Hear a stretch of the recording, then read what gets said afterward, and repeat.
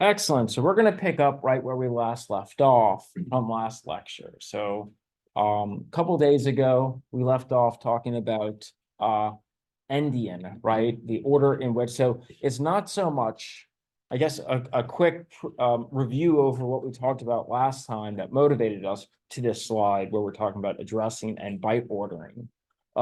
We pretty much stated that that any data that we represent in our computer system, whether that is numerical data, or whether that is text-based data, or whether that's visual data, or whether that is audio data, fundamentally gets transformed into a numerical representation.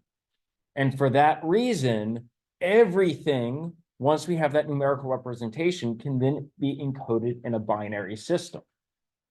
So the powerful thing about having a numerical representation for any type of data means that, well, first of all, we can use all the primitive operators we've learned that transform numerical values, and we can apply those in logical and interesting ways on whatever the more complex data type that's now being represented in the form of numerical data.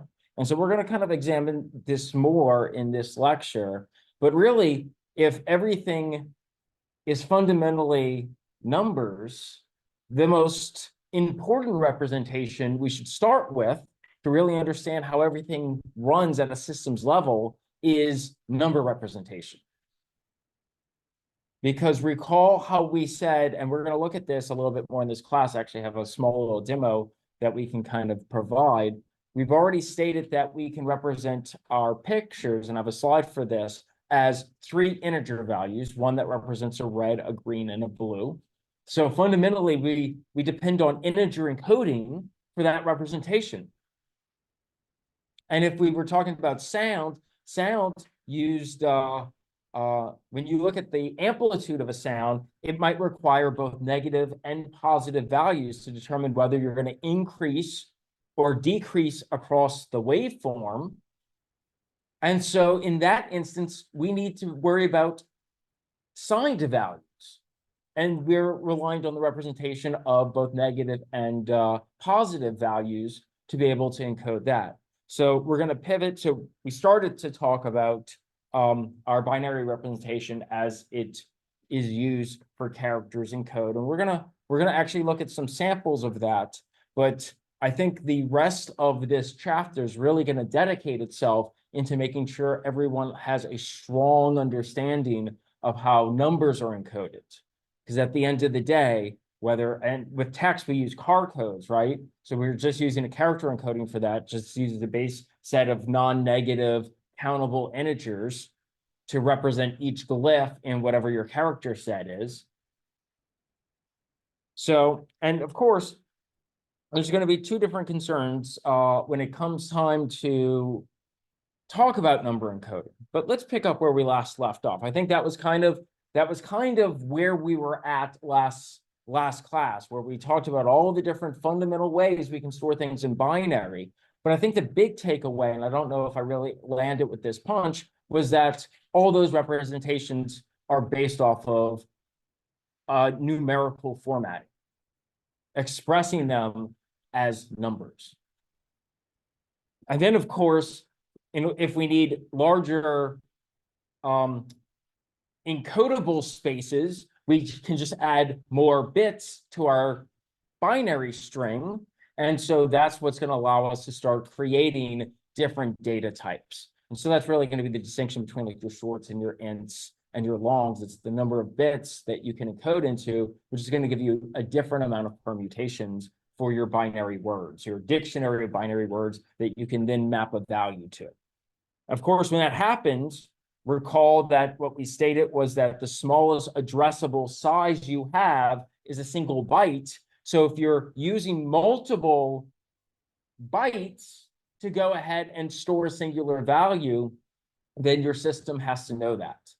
And this is why we have strongly typed systems. When you go to put, say, for instance, an integer value into your virtual address space, it's going to reserve a contiguous block of 4 byte-sized locations so that it can store each segment of that full binary word. So the binary word clearly has to be partitioned into clusters of 1-byte sequences. Okay. And of course, when we go to read that back, that's what brought us to our discussion with endianness, right? Whether we're going to read the binary strings from the most significant bit to the least significant bit, or from the least significant bit to the most significant bit. Was that a good summary of what we talked about last class? Excellent.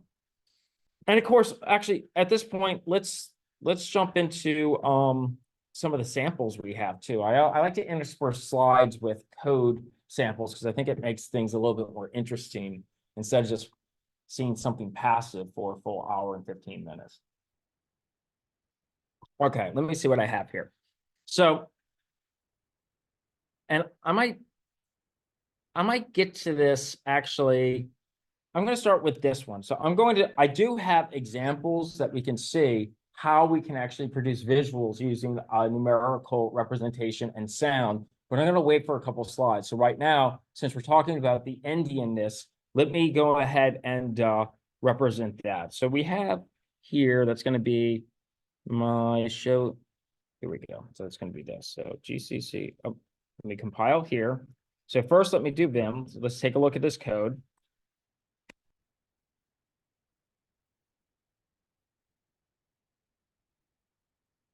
Okay, and let us compile here. So GCC, and then we will call this NDN. Perfect. Compile it. Okay, so a quick look at this code, and this I'm going to switch this out. Sorry, this is going to have to come over here. You can't quite see this, but my my display is slowly starting to go out, so I need to switch. So this is more important for me to read these characters. Okay, just a quick preview on what we're doing here.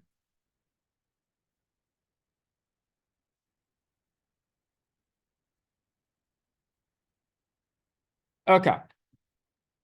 So we're going to go ahead and declare a type def for our byte pointer. And of course, the purpose of doing that is so that we can then use it as a data type when we define things like our parameters inside of our function. So we're going to create a function here, which is going to be called show bytes. It's going to take that byte pointer, that character pointer, because each character is 1 byte. So if we want to try to show the sequence of bytes, we're going to create a helper function that allows us to pass a sequence of data and chunk it a byte at a time so we can inspect what is there. And so if we go in order, we're going to be able to see what ordering does our system use. Some systems use a big endian, some use a small endian. And so we're going to see what system I'm using, Mac OS uses, when we go to run this code. Okay, so we're going to pass in our byte pointer and a length of how many bytes we want to read. We're going to go ahead and create a variable that's outside the scope of the for loop. We're going to set it to 0, our index 0 effectively. We're going to go until we get to the length, the end of where we want to stop reading from memory. And then we will increment a byte at a time. Here we will then use box notation and use the byte pointer as if it were an array to index at the 0th, the first initial space in memory, and then advance a byte at a time to grab the next, and then the next, and then the next value. And then we're going to print that out. Recall that %x allows us to display a hexadecimal value. And here we can go ahead and enforce 2 characters as a part of our representation. Okay, then we're going to have these helper functions where we're going to show the where we can, if we want to show an integer, the encoding of an integer. Well, then what we're going to do there is we will give the address of that integer in memory. And notice then we're also going to cast it, because by default, the system remembers that this integer points to a 4-block data structure, right? Integers are 4 bytes. But what we can do is we can cast it to then do a lookup on it a byte at a time, right? So this casting operation is when we send this address will allow us to chunk that into 1 byte segments. And then for the length, I'm just going to do the size of, this is a built-in system call where we can pass it in a data type. Int is a data type. It'll give us the size in bytes of that. That way we don't have to memorize it.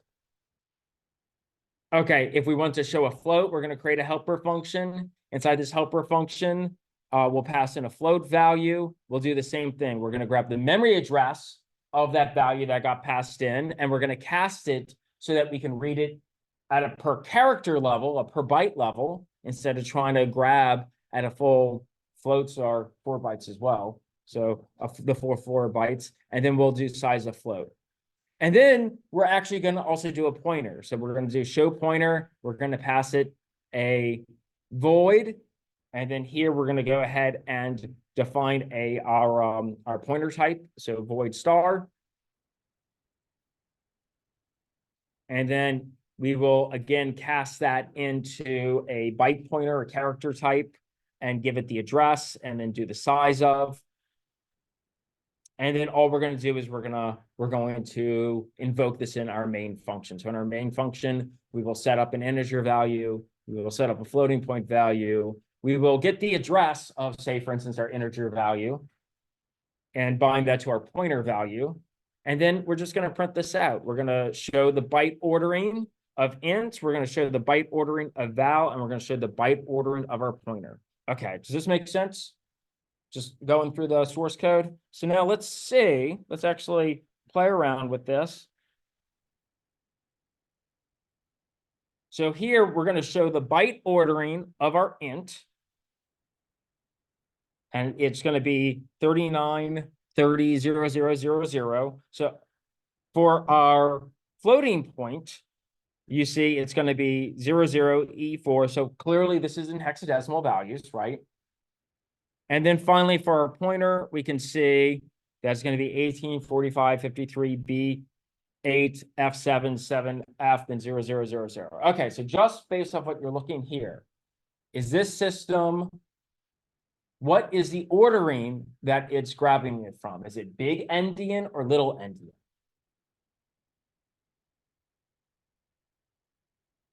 Where little endian is where it grabs from the least significant bit and then travels from right to left, and big endian grabs from the most significant bit and then goes from the left to right. Yeah, very good. What was the clue? What was the clue that you used to try to predict that? Yeah, so that's a really good one because it's a pointer address. So now it's really evident. But you'll see the way that it gets displayed for our ability to read it, this is the way we would typically parse it here, right? S, F, F, SB 8534518. Now, if we're grabbing it from memory a chunk at a time, notice we're going to grab the 18, right? And display that, the value at the least significant bit, and then the 45 here, then the 53 here, and then the B8 and the F7 and the SF, and then the 0 and the 0. The zeros are what haven't been filled. So once you see that, yeah, that's the sequencing that my system uses, then all of a sudden these make sense too. These are the leading zeros on my integer value. And then here, this encoding is a little bit more difficult because we're actually using that full space for our floating point value. Excellent. So did this kind of help being able to, it's one thing to see, to hear about it, but I think it's a good thing to actually see it so that you can actually see how our data is typically populated into our memory and how incredibly dangerous it could be if you accidentally overwrite into it. I mean, that's dangerous for sure anyway, but you can see how it gets chunked into the segments, and then we're reliant on each one of those bite-sized cells in order to store, but then maintain an ordering where the system, aren't really concerned about whether it's little endian or big endian because the system does that for us, but it's something you should be aware of. Because you can have consequences if you migrate code from one platform to the other and you don't account for that. A good compiler does that, right? But who knows? Okay, let me quit out of that. Clear, let's move on.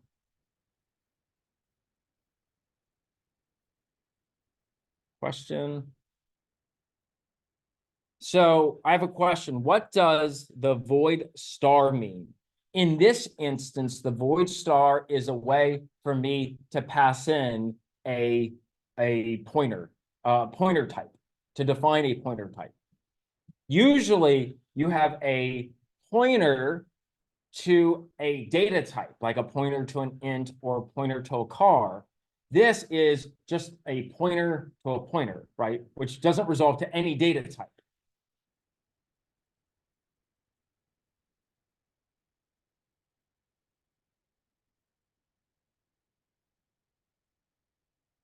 Okay, and we just went ahead and went through this code. Of course, now we've already stated this, and I actually have some live code so we can take a look at this. But yeah, all of our characters are represented using a set of single bytes. And whenever we have a string, we could think of it as an array of characters, as you should all be aware now after working on the to-do application. And then the string is typically always appended with a null character so that the system knows that's the delimiter. That's where it can go ahead and stop reading. So let's see here. I have not just the characters, but we have an example we can take ahead and look at. So let me open that up. I think I want to call that 01. And let me make sure I can compile this. What is this? This is my show bytes. It's 01. There we go.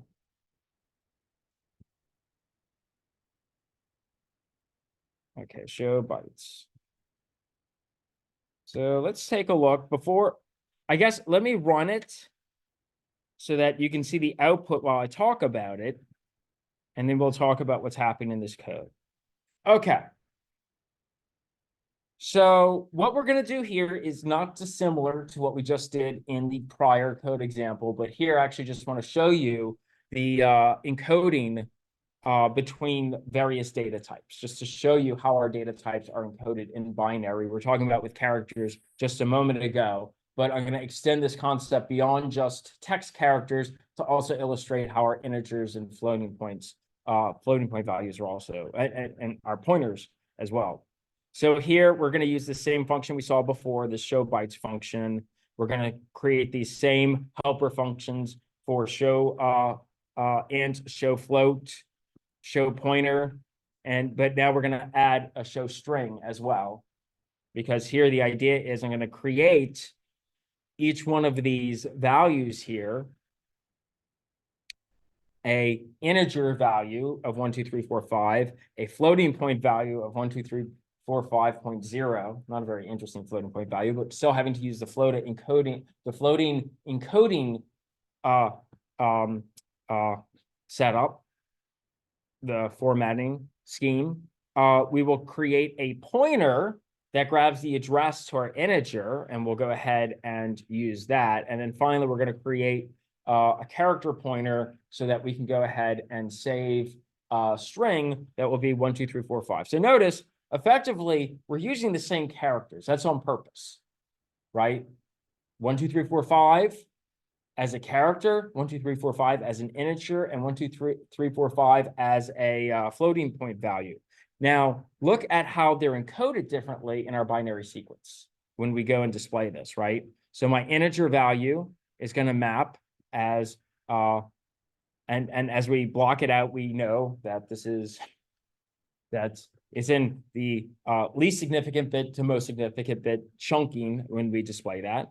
But you can see the hexadecimal value at a time. So the byte sequences of our int versus our floating points versus our pointer value, and then finally our string value. Now, the thing about the string value, this is the one interesting addition to this particular example.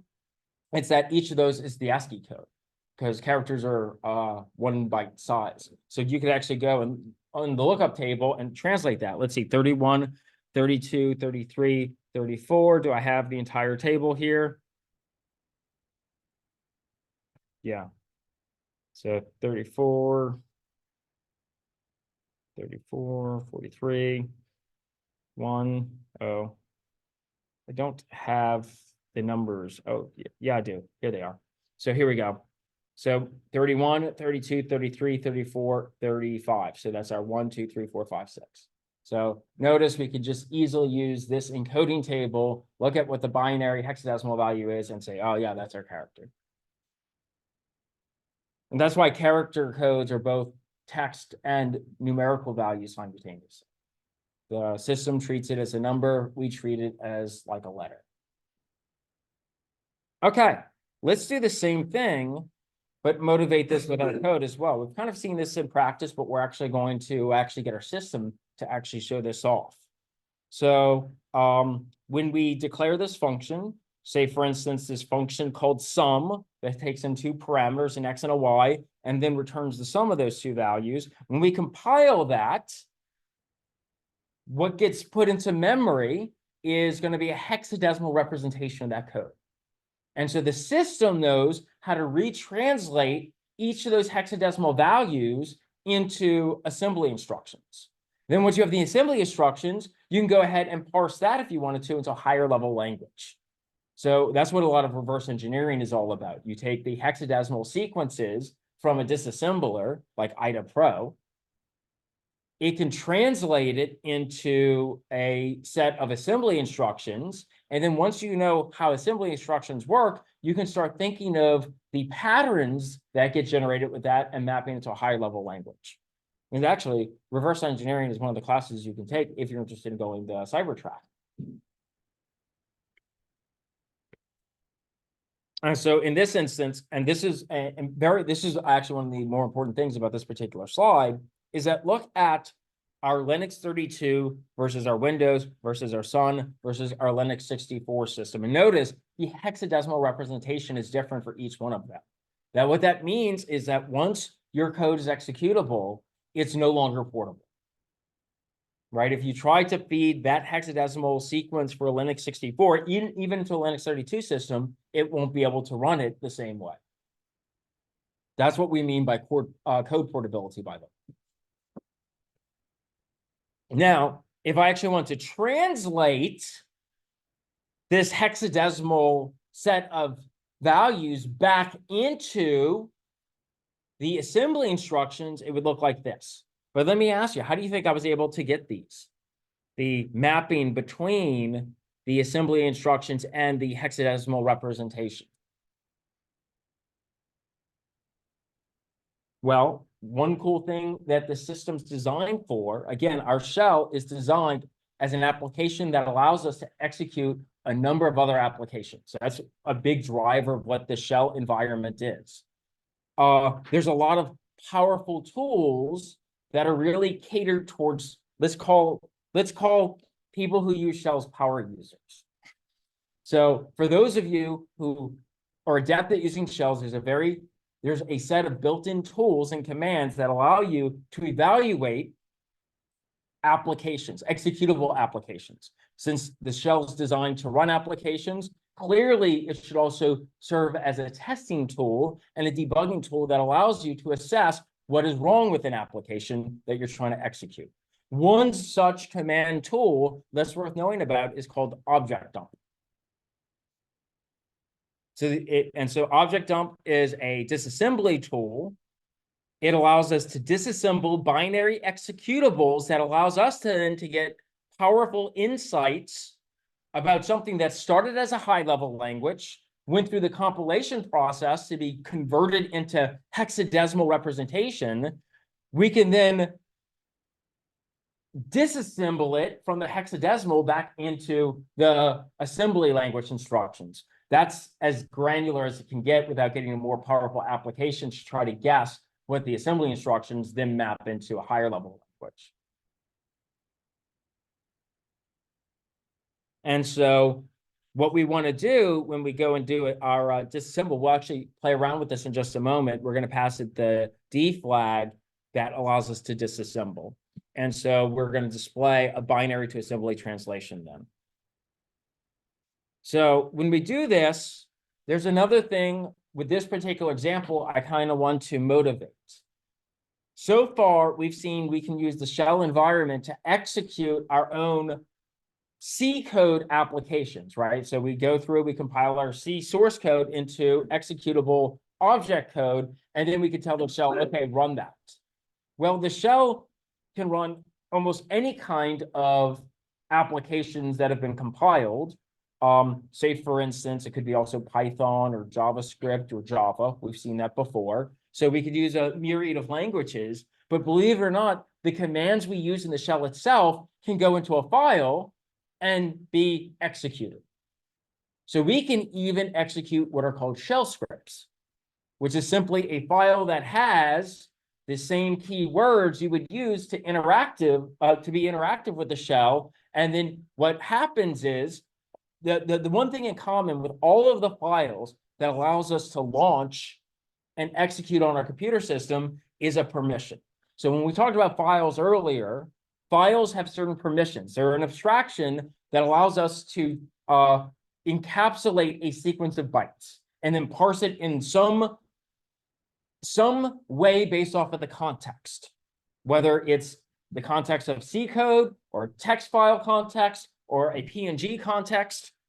So the privileges that a system enforces on a file is read, write, and execute. Read allows the system to access those sequence of bytes and actually bring them into memory so that you can actually read them. But you can't write them. You can't mutate them. Write privileges allows you to access that sequence of bytes so that you can actually change the state. You can mutate it. Execute allows you to be able to read that system of bytes and actually use it as a launch point for a set of instructions that then tell the processor to do something with it.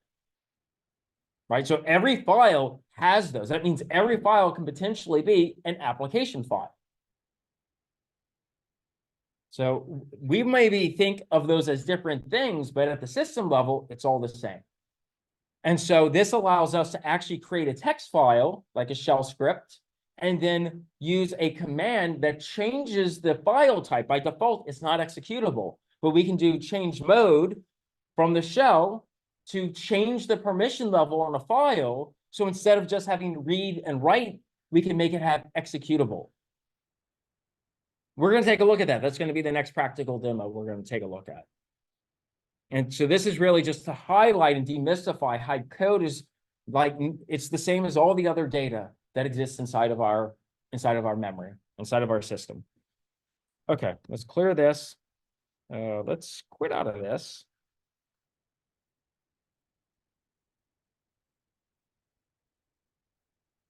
Okay, let's see here.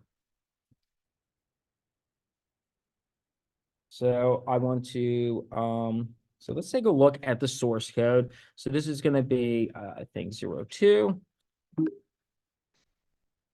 We're going to show the bytes for code. And yeah, we just want the bin for that. Okay, so let's start by taking a look at the source code that we're going to look in a disassembled state. It's pretty simple, right? We're going to have a preprocessor directive that's going to go ahead and include our standard input-output function so that we can use print. We're going to create this function called sum, returns back an integer, takes in two integers, an x and a y, and it just returns the addition of them, of the two, right? Super simple to write in C, but we're really going to strive to get that disassembled code is why we did something very short and simple. We're going to create a simple main function. This main function is just going to do a print statement. And inside of the print statement, it's also going to invoke sum on 1 and 2, and then display that whatever results from that function call. And then we're going to return 0 if our application runs as we'd expect. And in fact, we can test this out, actually. Let us let's do GCC. What is this called? 02. Do I want? No, I'm not going to compile it here yet. We're gonna do that actually using the shell script. Okay, so no questions here because this is super simple. So now let's look at the shell script. Now notice for shell script, the file extension we use is .sh.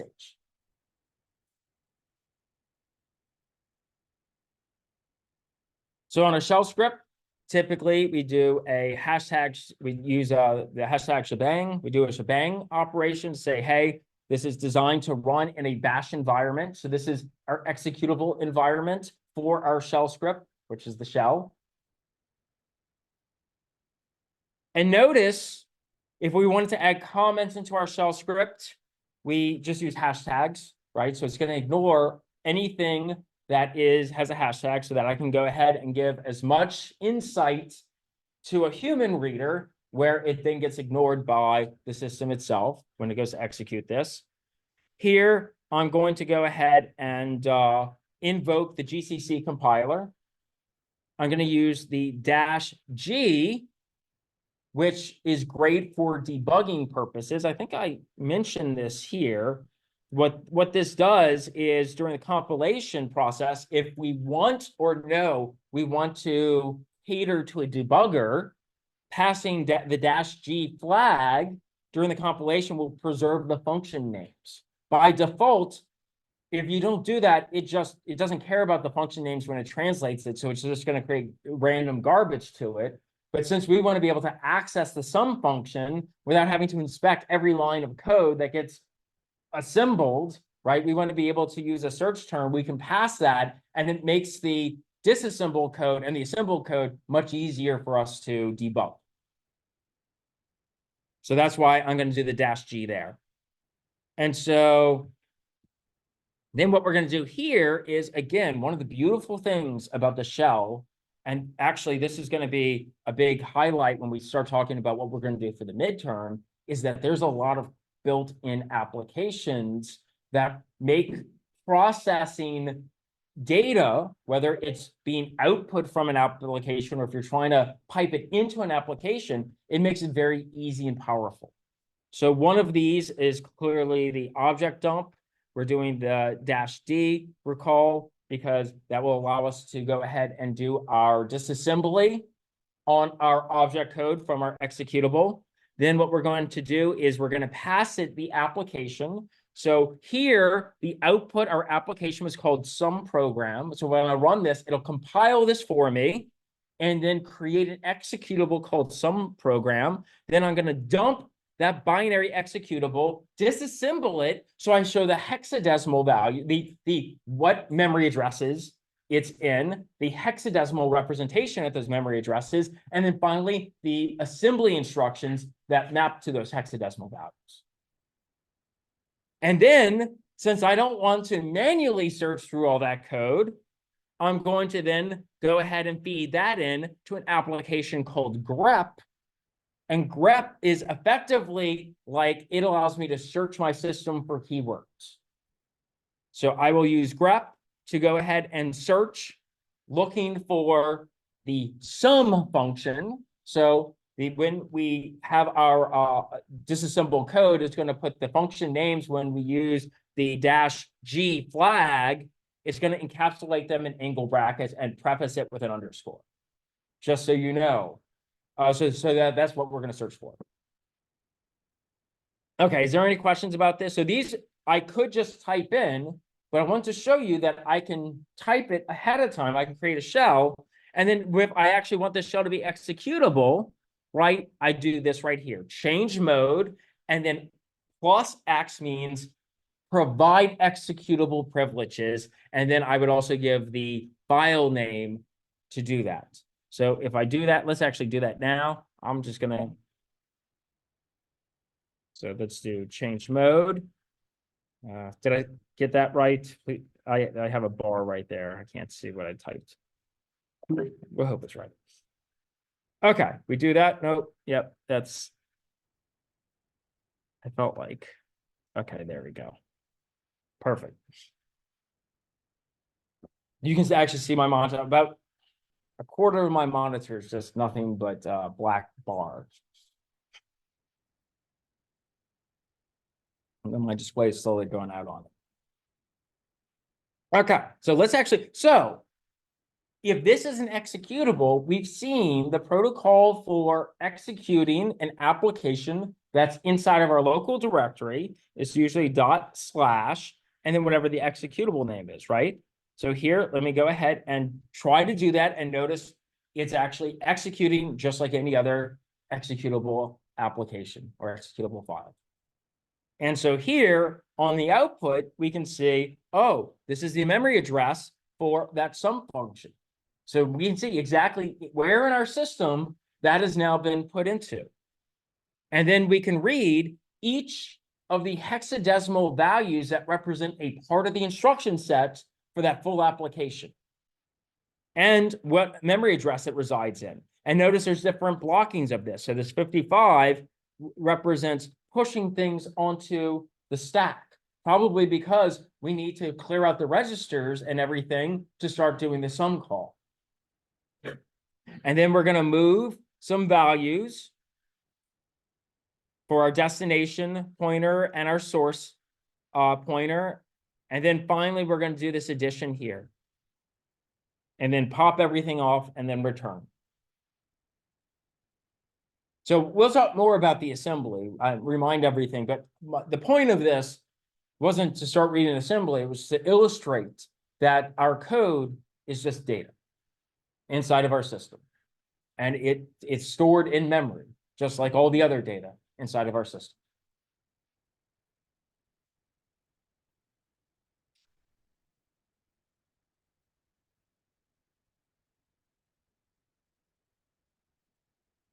Okay.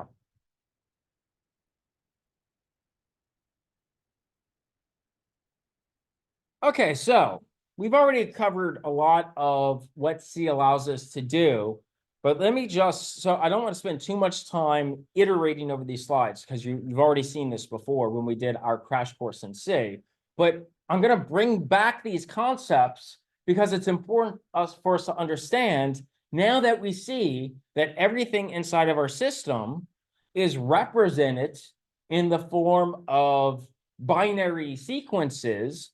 Then the way that we constantly transform the data, the complex data, is with the operations that allow us to affect the binary sequences, the bit vectors. So what are the primitive operators that allows us to effectively transform the bits themselves? Well, that's going to be our bitwise and logical operators. And they have different behaviors. And we already talked about these different behaviors, right? So clearly, when we define a bitwise operator, its intended purpose is to go ahead and only operate on a pair of bits at a time. However, just like we have very expressive sets of rules for linear algebra that allow us to do entire transforms of fields of value, our bitwise operators can be applied not to single bits, but in fact entire bit vectors. And the way that it works on a bit vector. So again, let's go to the idea of a binary operator. So it requires two different operands. Well, in order for bit vector Boolean algebra to work, our vectors have to be the same size. And if they're not the same size, you have to make them the same size, usually by zero filling one of them. And then you can go element by element inside the vector and then do the operation. But that operation is then done uniformly across all the bits in the entire bit vector. And of course, this is just your mathematical definition of what it means to be a bit vector. So, but I mean, clearly, this is an easy way of interpreting the mathematics, which is just stating here, this is our value for our A and our value for our B. And again, for all of our bitwise operators, we can do it on bit vectors as well.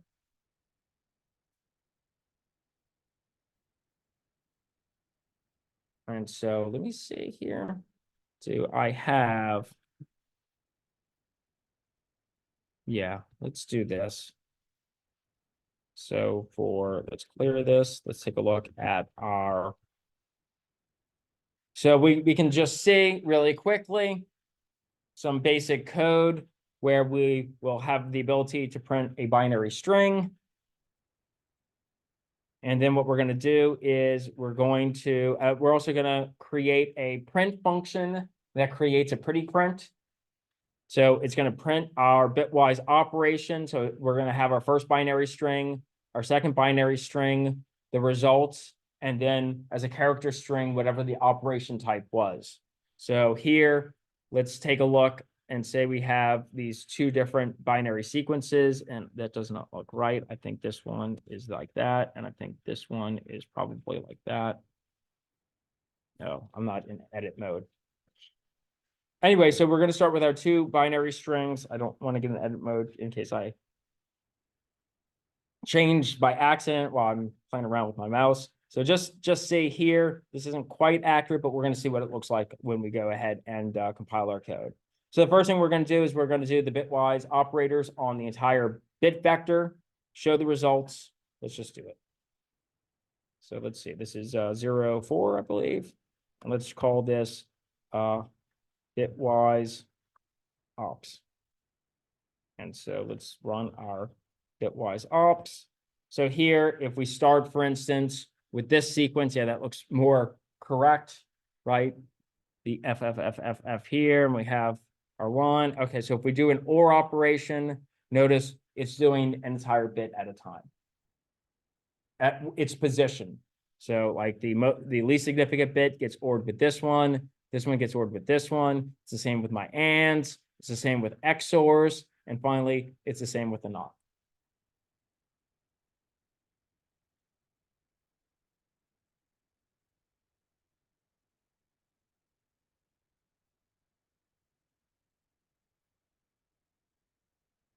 Okay.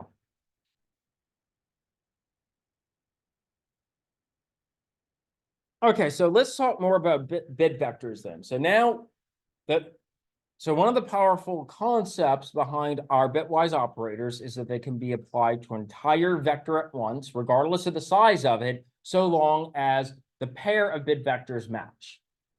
That's powerful because now we could do a transform on entire sequences as opposed to having to iterate through each bit at a time to do those transforms. And of course, it's the bit vectors that allows us to represent finite sets of things.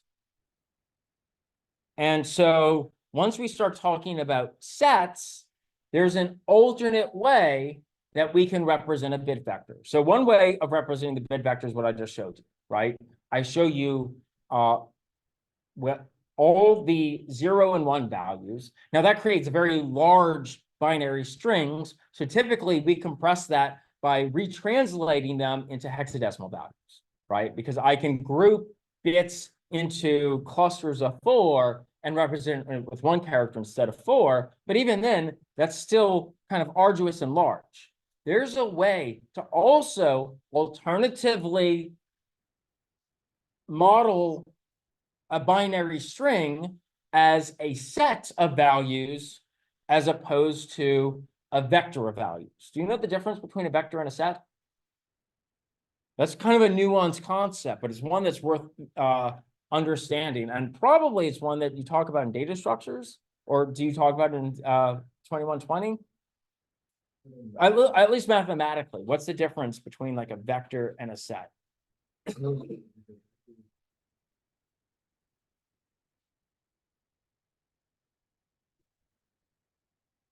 So most of the time when you hear vector, I mean, these are all good insights. And what that's showing me is that the term vector, when you hear it, comes from, you hear it in physics, right?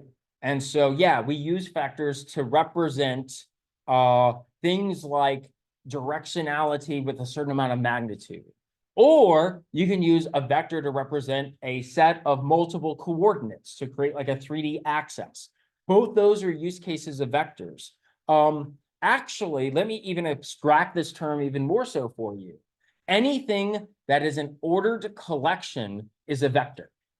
So ordering does matter. That means the thing at the 0th position in our terms versus the first position versus the second, those values, you can't just jostle around.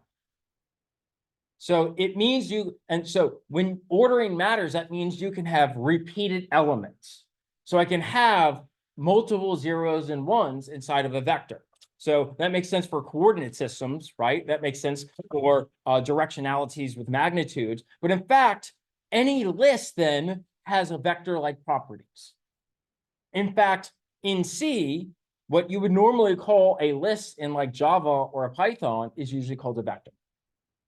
In math, that's what we call that as well. So anything that is just, now we can have multi-dimensional vectors, and that's what our matrices.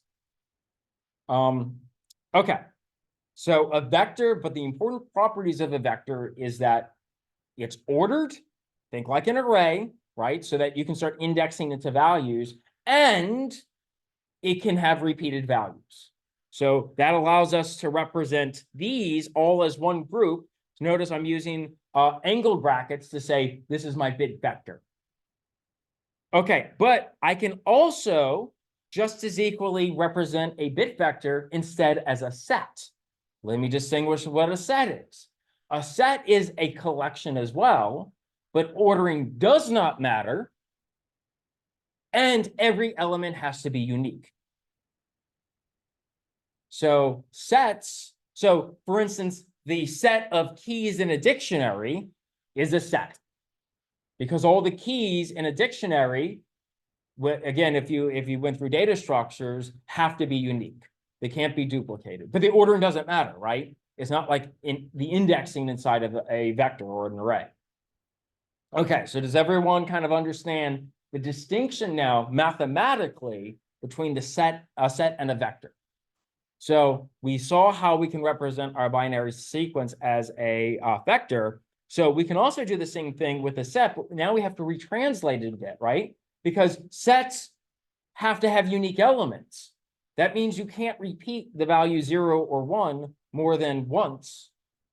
So what you do instead to represent a bit vector as a set would be to count the position in your vector when you have a 1. And this could actually allow you to start compressing your binary string in a significant way. And it's interesting. There's some interesting things that can be had once we redefine or we translate a new way of modeling our binary sequences. So in this example, I have my bit vector as 0, 1, 1, 0, 1, 0, 0, 1, or I can say it could be represented as set A, where at the 0 position, I have a 1, at position 3, I have a 1, at position 5, I have a 1, and at position 6, I have a 1. I can then go ahead and then represent vector B, which is just that ordered sequence. An equally viable way represented as set notation instead would be to say at index 0, I have a 1, at index 2, I have a 1, at index 4, I have a 1, and at index 6, I have a 1. Now, why do this? We already had one valid representation for defining our binary sequences. Well, when you can start merging different elements of mathematics, when you have different operations that you can do between, say, for instance, vectors and sets, it becomes very strong when you can find a way to reformat it to see how closely one set of operations can map onto another. And in fact, this representation has an analog for all of our bitwise operators. So if you're familiar at all with set theory, have y'all covered set theory in discrete mathematics? Well, very basic ideas with set theory have to do with the union between sets, the intersection between sets, and the complement between sets. And it just so happens that in set theory, conceptually, those map cleanly to the bitwise operator of OR. So to take the union between two sets is to take all of the elements from one set and all the elements of the other set and merge them into a bigger set. Well, that's what the bitwise OR does for us. The intersection is to only take inside of two sets those that are shared elements. Well, that's the same behavior that the AND operator does. And then finally, the complement, which takes the inverse of whatever's left out of the set.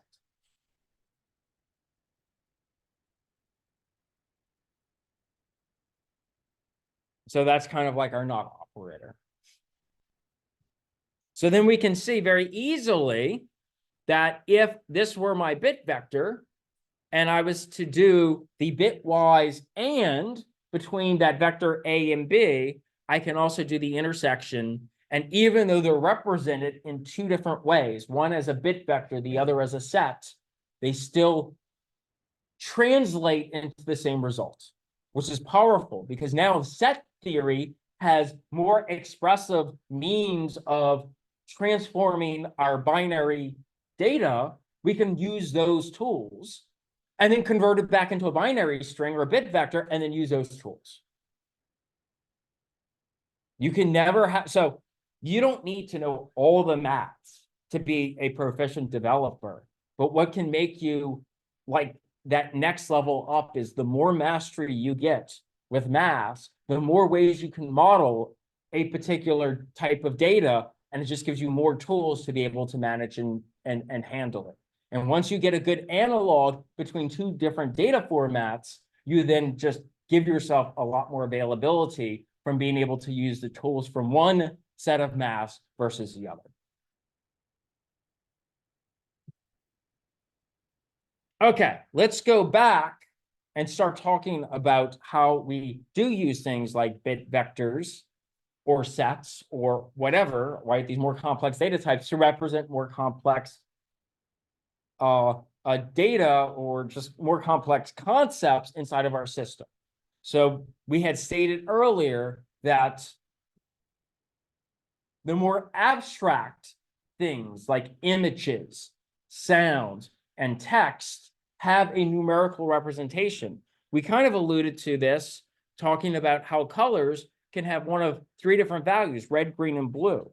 And in fact, there's a hardware component to this because each pixel inside of either a smartphone or a monitor or whatever it is, a television, right, is effectively put into a giant two-dimensional array where at each cell there is a red element, a green element, and a blue element. You put them all on, you get a white value, and if you turn them all off, you get black. So we can actually create a 3-bit color definition. Now, we said earlier, usually you have a byte per color, but actually we can represent minimally valued each color as a single byte, a single bit. Normally, they're a byte, but imagine a scenario where it's just a bit. It's either we have the red LED on or off. We can still create a number of colors just with that amount of information. Say, for instance, when they're all turned off, we would have black. If we had them all turned on, we would get white. If you turn just the red value on, and again, we can create a table where we can then map each of these states. And these states actually map into the way we express color in reality. So this maps to our black, this would map to our blue, this maps to our green, this maps to a combination of our green and blue, which we call cyan. This maps to just our red. This maps to a combination of red and blue, which is going to be magenta. And then finally, when we combine red and green in light theory, we get yellow. So we get 1, 2, 3, 4, 5, 6, 7, 8 different colors using just 3 bits of data to be able to go ahead and encode a value between red, green, and blue. Now, to illustrate that we can now rely on the binary operators, the bitwise operators, to start processing things like color. because that was the idea. We have these really complex, abstract qualities that we're defining numerical representations on, and we want to transform the underlying binary sequences using our bitwise operators, our logical operators, right? Our left shifts, our right shifts. How does that map once we've actually defined value, a definition to this binary sequence? Well, let's see. If we have red, which is 1, 0, 0, and if we have in an RGB setup, and if I have green, which is 0, 1, 0, then the result of actually mixing those two colors produces yellow, right? And notice the bitwise AND operator does produce the yellow. So we can actually use these really rudimentary binary operations of transforming bit strings, and it matches to the actual color that should produce from those combinations.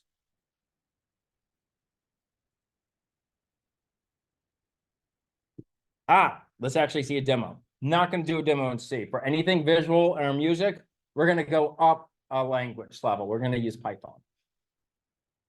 Make the code, because this is to motivate how our more complex abstract data like images and a visual and audio can actually be mapped to our underlying numerical data values. And once there's numerical data values, then it's an easy step to translate into binary strings and process it that way. Okay, so let's see here. What do we have? Is this a 0, 0? What are my options? Let's do the image data. Okay, so here, let's take a look at Python. So Python it's a wonderful scripting language. It's very easy to use. Does not have to be compiled, right? So it runs on an interpreter through your shell. So just like you have compilers and the ability to execute object files from your shell, you can also run source code files, script files through an interpreter as well, or launch your interpreter from there as well, from the shell. Shells are very powerful. You should definitely learn to get the most out of your shell. Okay, so what am I doing here? So I'm going to import a library that allows me to do images. I'm going to go ahead and then also import a library that allows me to use NumPy, which is a numerical module that allows me to do things with vectors and matrices.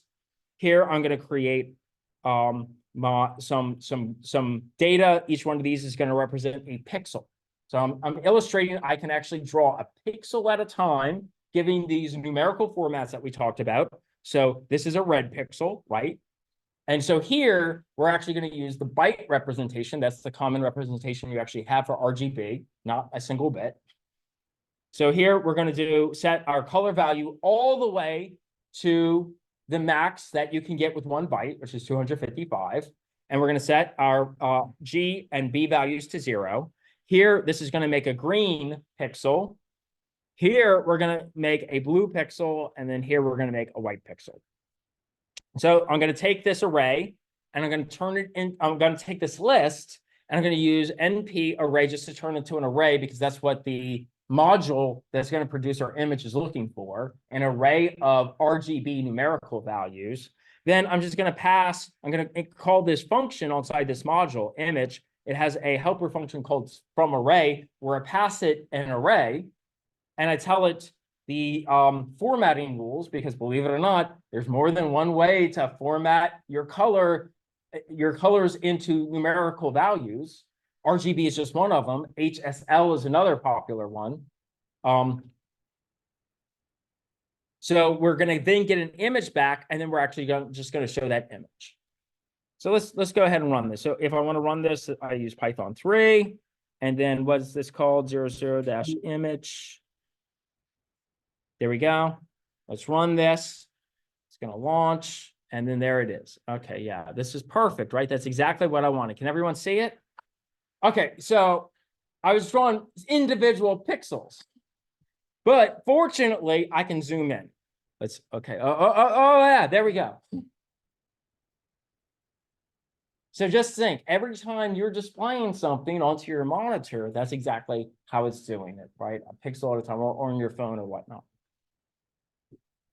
Okay, actually, let's do this as well, since we're here.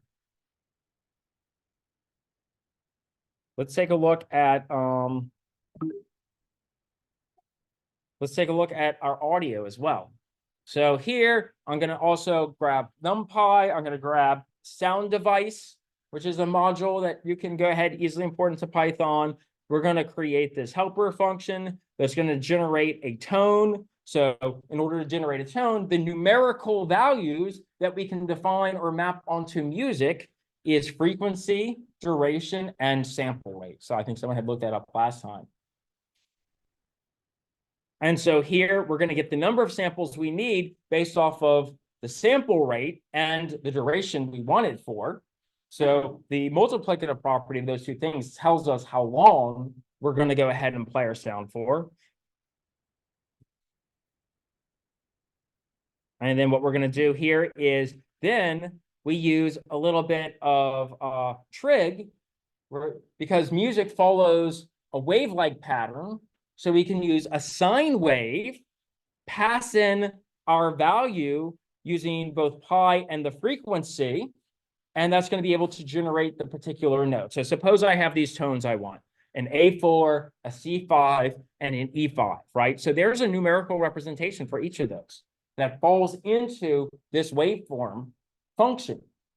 So, and suppose the duration we want to play this for is 2 seconds. Then I can just go through and iterate each of these notes, pass it into that helper function, and actually have it play those sounds. Let's actually run this just so we, and this is just a proof of concept. This is obviously not something that we'll ever do inside of this class, but I want you to really understand that everything is just numbers in our system. You find a mathematical model that allows you to represent something, and then you can automate it.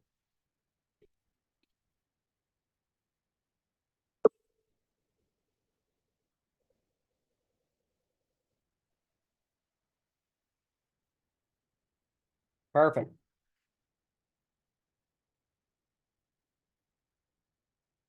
Okay, let's go back. A little diversion, but one that I think is a kind of fun one, just to see how we can get music, how we can get visuals into our system, where all we're playing around with at this level is math. Okay, so we talked about the bitwise vector operations, which I already showed you, right? We already saw this, didn't I? So we'll skip past this. Now, I've discussed this before. What is this here? This is, yeah, so if we were to do this by hand, if you want to evaluate the results of your bitwise operations, typically we have our binary in hexadecimals, but when you do your operation, it behooves you to actually express it as a binary sequence. And then once you get your result, retranslate it back into hexadecimal. This is if you were double checking your systems. Usually you'd want to use debugging tools to do that, right? But if you wanted to do this yourself, you definitely want to map between base 16 and base 20. It's much more difficult to do the bitwise operations when they're all already clustered in groups of 4, because then you have to memorize the inflections between them. Okay, so there's also a concept called masking. Did y'all get into masking at all inside of assembly? So the idea behind masking operations is where you can create a bit pattern that indicates a means of selecting some set of bits from the entire bit vector and allowing you to mask or hide others. So hence the term masking. So this allows you, so sometimes you would do this in assembly when you like XOR a register with itself to make sure it was zeroed out. So you have these operations you can do just to make sure everything's nice and clean. So sometimes when you're changing data sizes, let's say from 1 byte to 2 bytes or 4 bytes, you want to grab the part that is meaningful and then mask out the rest. And so that's exactly what we're going to do. Suppose here that we have the mask of 0xFF, so that's a 1 byte mask, right? And we're going to set that to all ones. Now, imagine if you had a larger binary sequence, a larger bit vector than just the bytes. If we did the bitwise and 0 filled so that the bit lengths were the same, then we mask everything that's not part of the mask here. We're going to zero out anything that's not part of the mask, because the AND operator is going to only keep the things that are both inside of our mask and inside the original or the bit sequence we're interested in. Does that make sense? Here, let's actually just take a look at it. Is this what, 06? No, logical operators. What is this? Masking 05. So here, I'm going to create a much larger binary sequence that I'll call X. I'm going to create a 1-byte mask where it's all set to ones, but it doesn't have to be contiguous blocks. Like I can mask every other value if I wanted to. It's whatever the bit pattern is that I choose. Here, I can just do a bitwise AND operator. Again, the entire point of showing you this is a practical application of how we use logic, the bitwise operators to actually do things. And that's going to give us our mask value, and then we're going to show the original value, the mask value, and the mask itself. So let's go ahead and compile this. What is this? 05. This is output, and let's call this mask. Okay, and let's run our mask code. Oh. There we go. So our original value, right? This is our masking value. So all we're left with here are these, right? EF, because everything else got masked out. Okay, I want to highlight, we've talked about this, so I'm going to fly through this very quickly. Logical operators are when we have the double or the double and, right? The shebang, the not sign, they produce different results on binary sequences than the bitwise operator. So be very careful when you're using your logical operation versus your bitwise operation. Remember that what's going to happen, a result when we do these logical operations, is it only returns a 0 or 1. So it can take your entire expression and then convert it into something that's just 0, 1. Something that's truthy or falsy. We'll just take a quick look. Just so that we can, since I have it. Right here, 06. So this is some really easy code. I just have some binary sequences. I'm going to go ahead and shebang them, double shebang them. I'm going to go ahead and logical and them, logical or them. Let's do GCC. What is this? R06. And let's call this logical. And here we can say, yeah, the results of all of these operations, predictable, right? But at the same time, yeah, this isn't a way to preserve binary vectors at all. You can use them, but probably not for bit vector transformations, right? You could use them to just see if there's a bit, a single bit, a 1, right? Or not. Okay, and then finally, we already talked about shift lefts and rights. Do I want to end here? Yeah, so I'm really close to ending, I think, on this part of the chapter. So the last bitwise operators that are worth mentioning, besides the bitwise operations, besides the logical operations, are going to be our shift operations, where we can shift our bits either left or right. And we've already seen example codes of this. The thing I really want to highlight, I think I stated this before, but I want to state it again, is that when we shift right, there's a distinction between a logical shift and an arithmetic shift. Logical shifts are done with unsigned integers. So when you shift, it just 0 fills. Whereas arithmetic shifts, you work on signed integers. Remember, our signed representation, we're going to talk much more about this next lecture, is we encode negative values preceded with a 1 versus a 0. Your most significant bit is your signed bit. So you want to preserve that when you're left-right shifting. So in arithmetic shift, we'll do that with signed data. And just to go ahead and illustrate how this looks, let's just do the shift ops and then we'll be done for today. Let me do vim 07, shift ops. Pretty simple. I'm just printing the binary. I'm just, here it's just a lot of print statements. So what I'm doing here is I'm just going to print the binary of what X and 1, this is my binary strings here, is. I'm going to shift to the left by 4 on both my X1 and my X2, and I'm going to print that result. I'm going to go ahead and then print the starting value again. And then I'm going to right shift with a logical shift, but then I want to go ahead and do a arithmetic shift to show you what the differences are. And so I think this will be easy to see once we compile. And let's call this shift. And let's run this.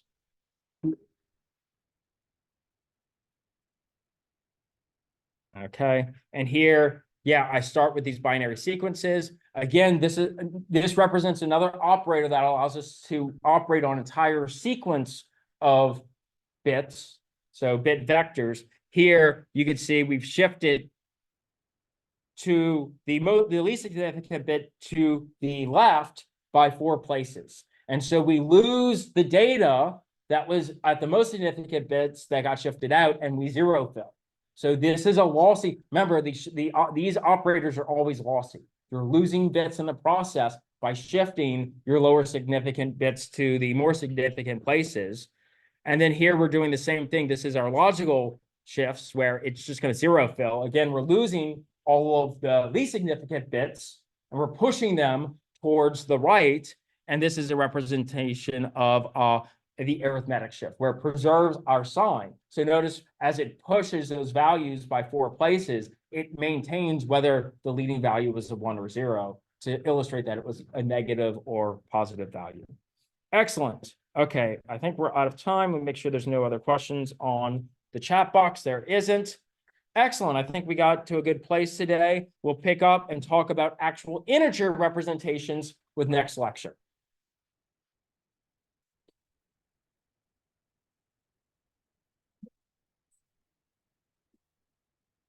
No, I hadn't had a chance. This last 2 days was very busy. I'm going to definitely catch up on, now that it's Wednesday, I can start catching up on anything. I'm going to get the lectures posted onto the playlist, and I'm going to start checking in with all students. I think the only thing I was able to manage to do is make sure that I changed the deadline for the lab. But yeah, now I'm going to start rolling in and getting some things done. Get caught up.